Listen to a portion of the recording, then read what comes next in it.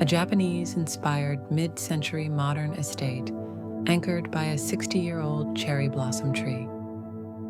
Less than a half-hour's drive from downtown Vancouver, a bustling metropolis glitters beneath the wide, blue Canadian sky.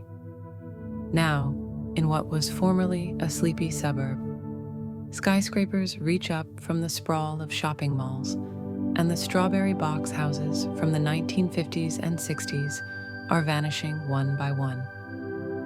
Deep within its tranquil heart, something purely unexpected and enigmatic endures the inexorable passing of time. Nestled among soft waves of forest land beside the Vancouver Golf Club in Coquitlam, a calm, mid-century modern oasis, immaculately preserved, reverently upgraded, serenely holds its breath, embodying a sense of wonder while harboring the legacy of a storied past.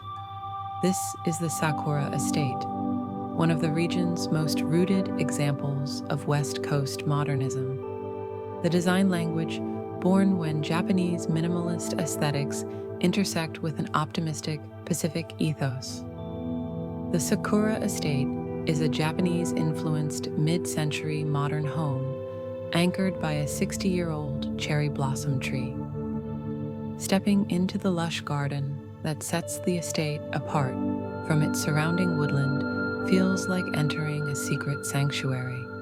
Commissioned in 1964 by Dr. and Mrs. Jacobson, today the residence is among the last of its kind to survive West Coquitlam's suburban transformation. Ensconced within the folds of the hillside and tucked away behind two motor court gates, the home and its grounds are barely visible from the street.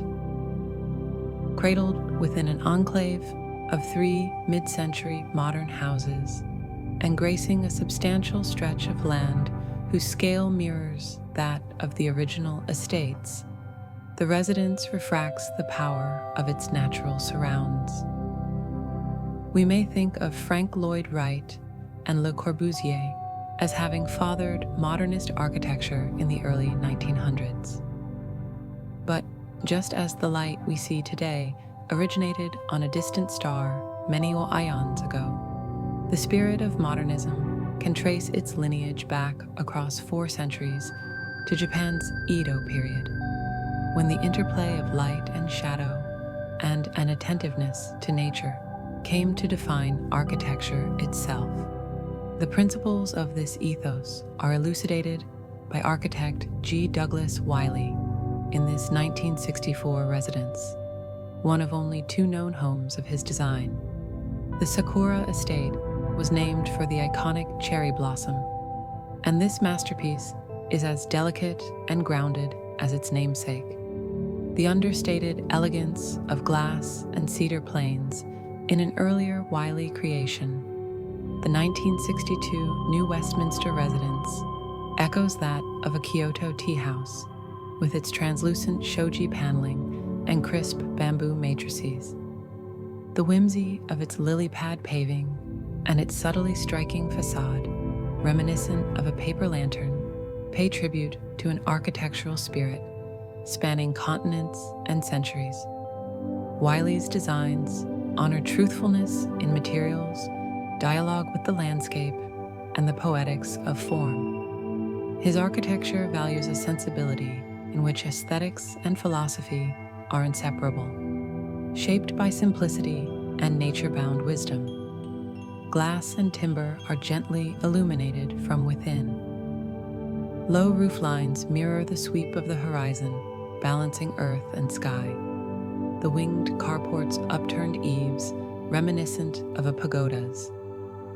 The eponymous cherry blossom tree, guarding the entryway, allows its petals to drift across the stone each spring. Their ephemerality whispers to the permanence of the stalwart home that has weathered many seasons, its charisma unassuming yet unmistakable. As dusk settles upon the landscape, granite and wood reflect the embers of the setting sun, and the home glows incandescent. Translucent lanterns cast halos against a bank of hand-set Squamish granite columns, their stark purity harking back to the Toro lamps that once lined temple paths. Gravel and Japanese maple leaves crunch underfoot, rooting you in the present and pulling you back through time. You leave behind the outside world and step into a secret sanctuary. Circular pavers float upon the ground surface like lily pads on a barely rippled pond, choreographing a balletic path through light and shadow. The preserved mahogany doors beckon, preparing your spirit to approach. You enter the heart of a mahogany-clad lantern, where gliding shoji screens reveal a sunken living room, a light-filled space flowing seamlessly into the garden beyond. The space is anchored, prairie-style, by a Reichian fireplace wall.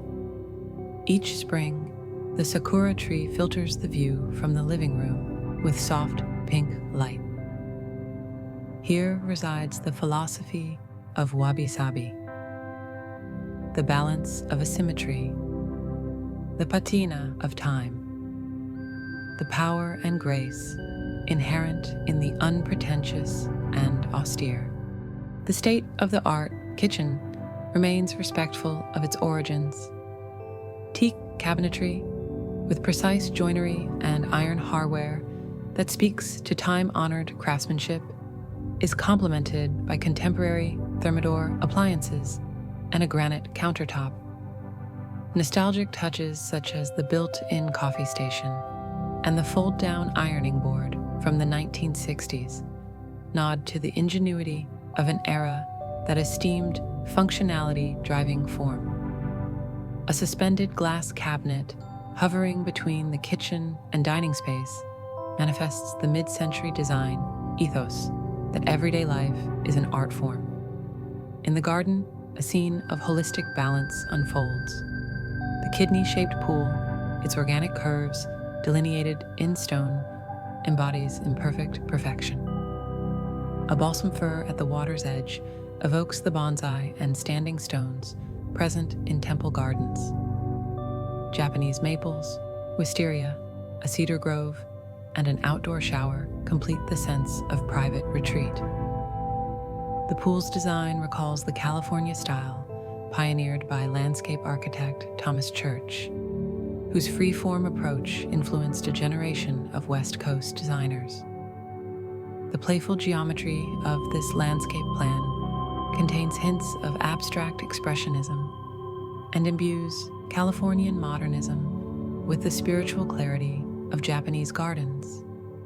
The flowing lines of the pool are offset by granite monoliths, whose presence suggests living sculpture. These stones recall the ancient art of Ishigumi, the conscious and intuitive arrangement of rocks as vessels for balance and contemplation. One broad slab leans over the pool's edge, forming a visual bridge between land and water to echo Japanese stone garden design, in which rocks appear to touch water without breaking its mirrored calm. Through the original blueprints and landscape plans, safeguarded by the current custodians, the Sakura estate has now been confirmed as a project by Muirhead and Justice Landscape Architects, the earliest established landscape architecture firm in Vancouver, who have long advocated for the idea that landscape and architecture are intertwined and inseparable. This intimate experimental work crystallizes a pivotal moment in their career. Following this achievement, the firm graduated to undertaking large-scale civic and institutional commissions, including the UBC Botanical Garden, Park and Tilford Gardens, and the ICBC head office. The Sakura estate marks one of their final forays into modern residential design. Their landscapes were guided by artistic restraint and an empathetic conversation with nature. In many of their early residential commissions, including one of the first modernist homes in Vancouver, the 1958 Gardner residence, they explored concepts and modes of discovery that would eventually rematerialize in the Sakura estate. The backyard unfolds nearly 100 feet in length, extending clear to the back lane. This pristine stretch of open space remains surprisingly untouched, offering a sense of quiet grandeur. An outdoor living room with a built-in fireplace provides a cloistered place in which to sit and contemplate the burgeoning skyline shimmering in the distance.